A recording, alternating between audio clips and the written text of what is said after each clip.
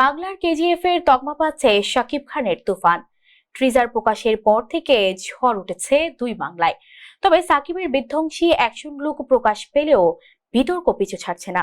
1 minute 21 সেকেন্ডের এই teaser প্রকাশের পর সত্যি যেন বাংলার আকাশে তুফান তৈরি হয়েছে। আভাস দিচ্ছে বাংলা সিনেমার ইতিহাসের সব রেকর্ড ভাঙার। বিস্তারিত প্রতিবেদনে।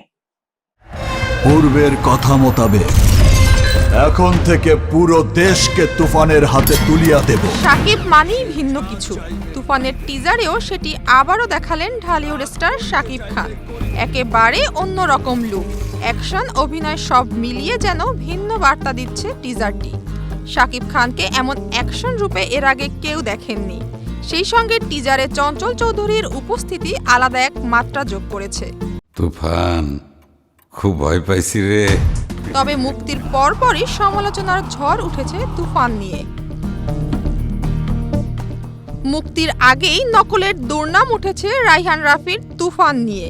এই সিনেমার সঙ্গে কেজিএফ ও অ্যানিমেলের মিশ্রণ খুঁজে পেয়েছেন নেটিজেনরা।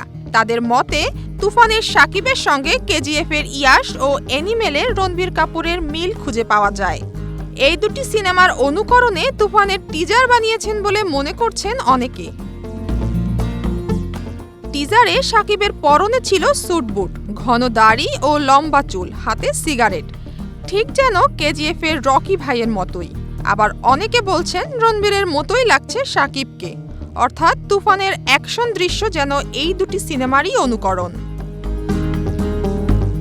তবে রায়হান রাফি আগেই আভাস দিয়েছিলেন কেজিএফ এর মতো অ্যাকশন ধাঁচের সিনেমা বানাতে চান তিনি। তবে এখন দেখার অপেক্ষা তুফান কতটা ক্ষুধা মেটাতে পারবে সিনেমা প্রেমীদের। জেরিন জেবা, প্রবাস খবর।